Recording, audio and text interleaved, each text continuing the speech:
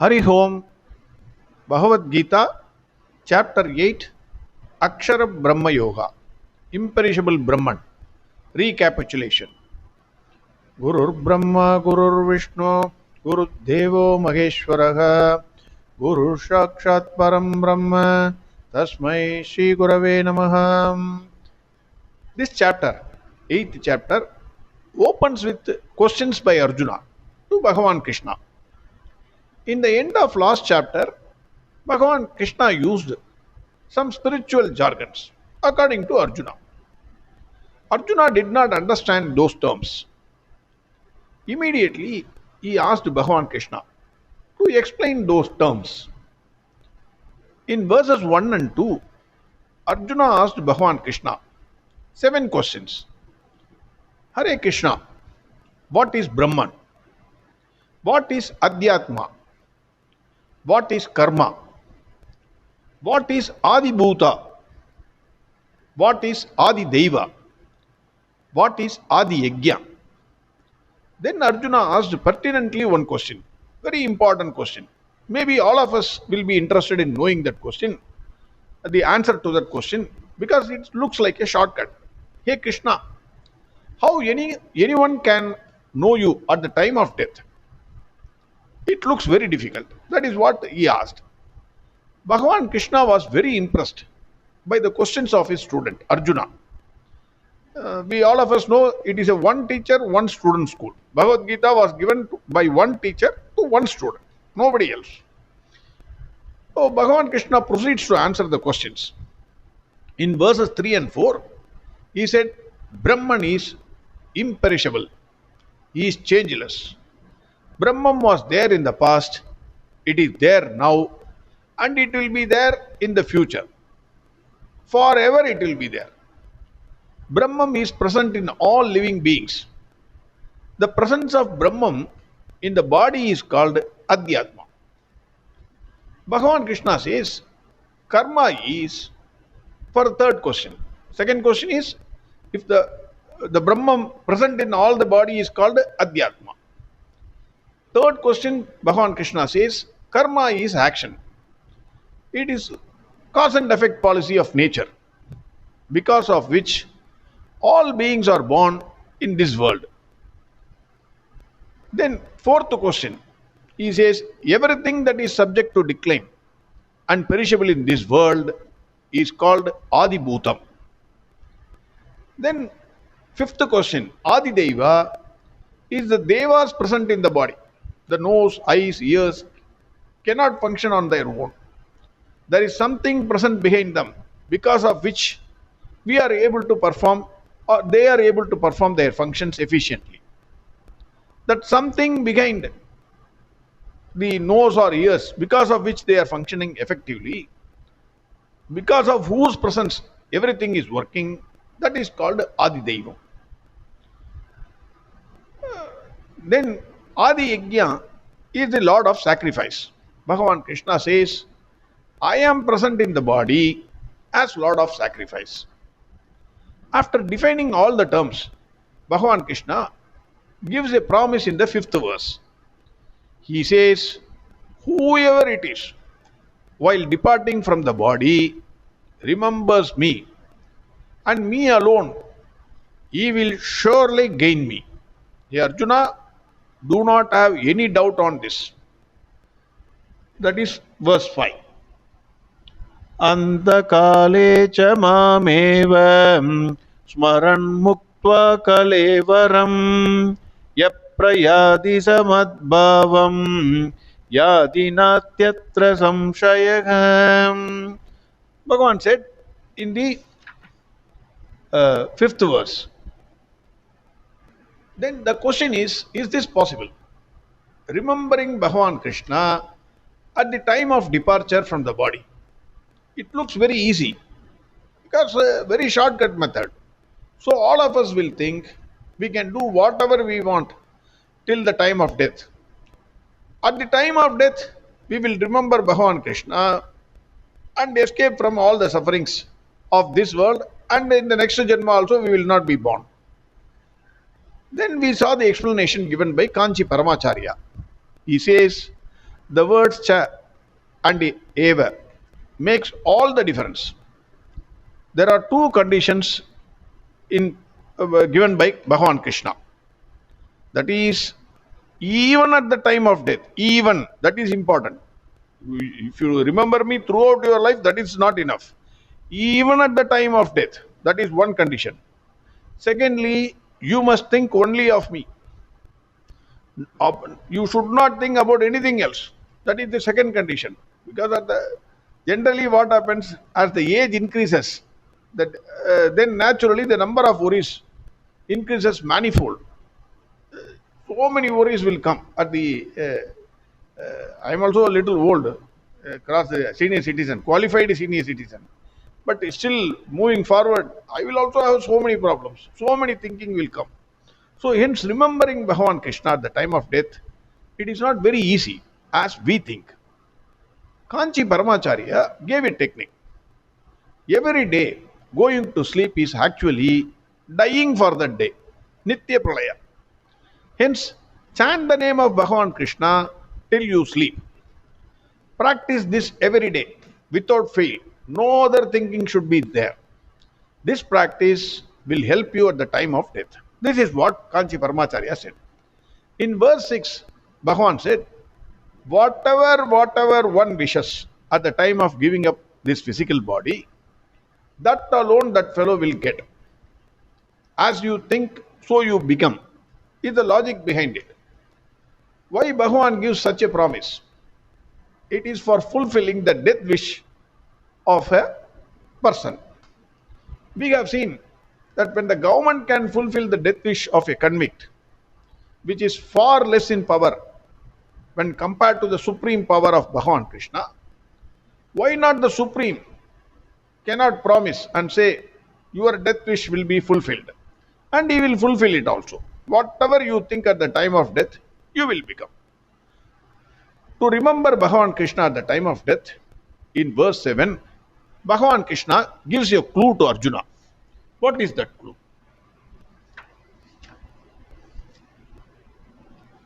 Tasmat sarveshu kaleshu mamanusmara yudhyacham mayyarpidamano buddhihi mamai mame vaishyasya samshayagam. Asamshayaga. Hey Arjuna, do not have any doubts. Therefore, Arjuna, at all times, remember me and face the challenges of life. Surrender your mind and intellect to me. You will surely reach me. Here you have no doubts on this. This is my promise. If you remember him always while living, naturally at the time of death, you will remember him because always you are thinking about him. We have seen why one should remember always Bhagavan Krishna. Surrender his mind and intellect and work in this field, in this world. Simply you become a representative of Bhagavan Krishna. Like companies which expect you to behave properly, even outside the company, so that your acts will not spoil the name of the company. Wherever you are going there, you are being an employee of the company says, no, you should not do all these things. Ethics. Your behavior will reflect on the company's name. Otherwise, we will dismiss you. Similarly, if you become Krishna Bhakta, all your acts, you yourself voluntarily, out of love towards Krishna, no action of yours will spoil, you will take care. No action of yours will spoil the name of Bhagavan Krishna. Very, very important. I am a representative of Krishna. Corruption, no corruption, chanceless. Any illegal act, no. Anything you do, it will be in accordance with Dharma only. Even you are seeing, whatever you see, whatever you eat, whatever you smell, whatever you do, it will be in accordance with Dharma because you love Krishna. In the companies you are compelled, so you will try to cut it. Sometimes, who will know it? You may do it. Here it is voluntary. Out of love and affection, you are doing it. So naturally, it will be permanent. Then how to remember Bhagavan Krishna at all times? Is this possible? Bhagavan Krishna in verse 8 says, Abhyasa yoga. Practice. What to practice? Control of mind. Do not allow the mind to stray on different things. Make the thought continuous. If you do that, then it is possible to think about Bhagavan Krishna at all times. Then you can reach Bhagavan Krishna. In verse 9, Bhagavan Krishna suggests how to contemplate on Bhagavan Krishna. When we see somebody, we always associate with him his characteristics. For example, suppose in my family, let us take, when somebody sees me, they will say he is always angry. They associate me with some quality of mind. Similarly, while contemplating on Bhagavan Krishna, remember that he is omniscient, all knowledge, most ancient, ruler of the universe, subtler than the subtlest. He is the one who supports and sustains everything. His rupa is inconceivable, effulgent like millions of suns at the same time, and he is beyond ignorance. When you contemplate on Bhagavan Krishna, think all these things. Then, where Bhagavan Krishna is there, naturally ignorance cannot be there. When sunlight is there, how can there be darkness? The moment 6 o'clock sunlight comes out, entire darkness vanishes. Similarly, when Bhagavan is there, naturally ignorance will not be there. In verse 10, Bhagavan Krishna says, what is contemplation? How at the time of death one can concentrate on his rupa, that is, on his form. Bhagavan says, keep the mind steady. Fix the prana between the eyebrows, or fix the gaze between the eyebrows. Breathe normally. It should not be too much going in, too much coming out. Normal breath. Then, this way one can reach Parabrahma, that is Bhagavan Krishna. In verse 11, Bhagavan Krishna says, Hey Arjuna, I will tell you briefly about Brahman, which the Vedas, which the Vedavids, the knowers of Veda, declare as imperishable. This imperishable Brahman is reached by those who observe strictly Brahmacharya and renounce all desires. That is not big secret. Anybody can reach. It's not available only for Vedavids. You also strictly observe Brahmacharya and renounce all desires. Then how to reach that imperishable Brahman? That is no secret. It is all, anyone can reach. It is not reserved for only Vedavids. Anyone who attempts on these things, he will definitely reach. In verse 12 and 13, Bhagavan Krishna, out of compassion for all of us, gave the techniques to reach the imperishable Brahman. The following are the techniques. 1. Control the sense organs. Don't allow them to go wherever they want. 2. Keep the mind in the heart. That is, love should overtake intelligence. Bhakti, pure bhakti should be there. 2. 3. Draw the prana into head. 4. Continuous focus. 5. Chant Om. Om, Om, Om, Om. 6. Remember me constantly and continuously. For those who say, Hey Krishna, this looks difficult, Bhagavan says it in verse 14, no, it is not difficult. I am easily available.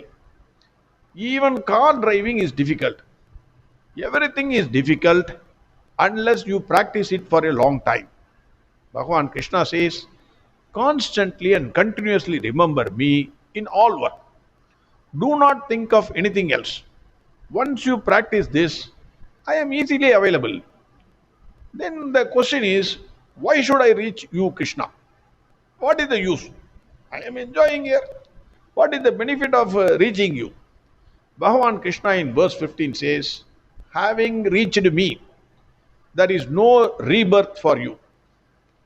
This world is dukkha alaya, temple of sorrows.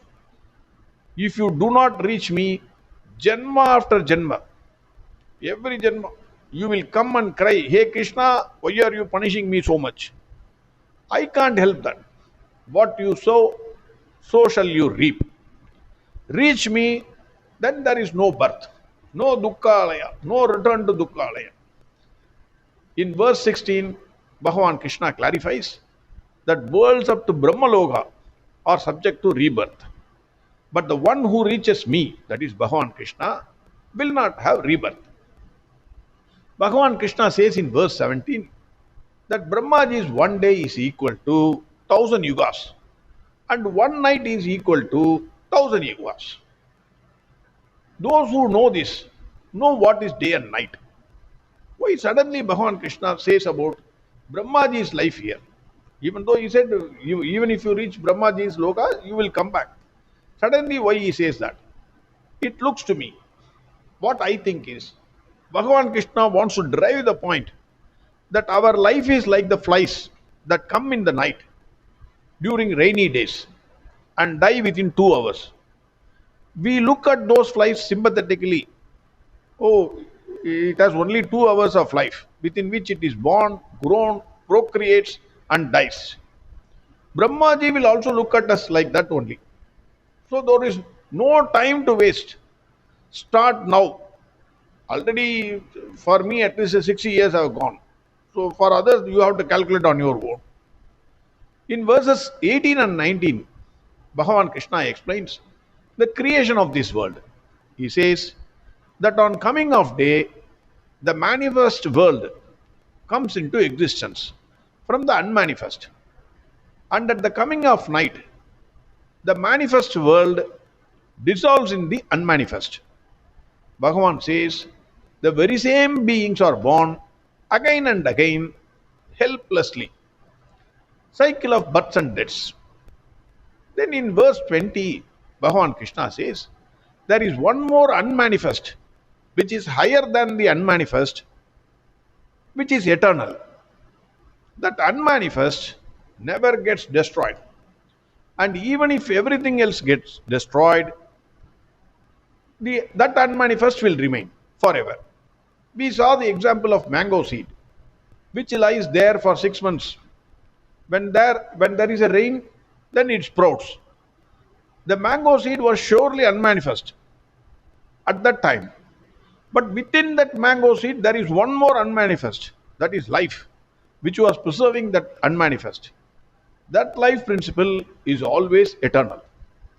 Then, Hare Krishna, now I understood. But tell me, what should be my goal? Bhagavan Krishna says in verse 21, reach the unmanifest of the unmanifest and imperishable. Then the question is, why I should fix it as my supreme goal? Bhagavan Krishna says, once you reach there, there is no return to this world of sorrows, dukkhalaya. Hare Krishna. Now we know the goal. I am very eager, restless now. I don't want to be born in this dukkhalaya. Now I have become intelligent. How can I reach you, the imperishable Brahman? Can I use my intelligence and reach you? Bhagavan Krishna says in verse 22 that imperishable Brahman can be attained only by ananya bhakti to him. That is pure devotion and to him alone. Intelligence will not work. I am a great scholar in Bhagavad Gita. I am a great scholar in Bhagavata. I know the Vedas. I am the supreme fellow, all Vedas, 4 Vedas, Chaturvedi. Useless, Bhagavan says. Come with pure devotion. Otherwise, get out. That is the thing. All beings exist in him. He pervades everything. We saw the examples given by Adi Shankara. Aringil seed, that is one seed which falls from the tree. And after some time, because of some force, the seed gets attached to the tree. Second is, we saw the example of needle and magnet. 3 is chaste woman. 4th is plants holding on to trees. 5th is river and ocean. The 5 examples given by Adi Shankara for explaining how the bhakta should reach the Paramatma. That is what we have seen. In no field one can even expect to achieve success if he only knows the goal but not the path. We all know the goal. Sir, I want to become a doctor. But you don't know how to become a doctor. Then what is the use? Or you want to write, let us say, the competitive examinations, any examination. I know, sir, this is the exam to become an engineer, IIT engineer. But you don't know the way. Then it is useless. Bhagavan Krishna, after indicating the highest goal to be achieved, that is the supreme goal, the imperishable Brahman, he says in verse 23, a yogi can undertake two paths. One is the path of no return, and the another is the path of return. Bhagavan Krishna in verses 24, 25, and 26 vividly explains the two paths, that is Uttarayana Marg and Dakshinayana Marg. Uttarayana Marg represents fire, light, daytime, and bright fortnight of moon. Following this path, there is no return for a yogi. Another path is Dakshinayana Marg, which represents smoke, night time, dark fortnight of moon. On this path, there is return to the earth. It is a Pitru Marg. We saw what is the false belief of general public and how it is wrong, as explained by Kanji Paramacharya. Bhagavan Krishna says both the paths are eternal.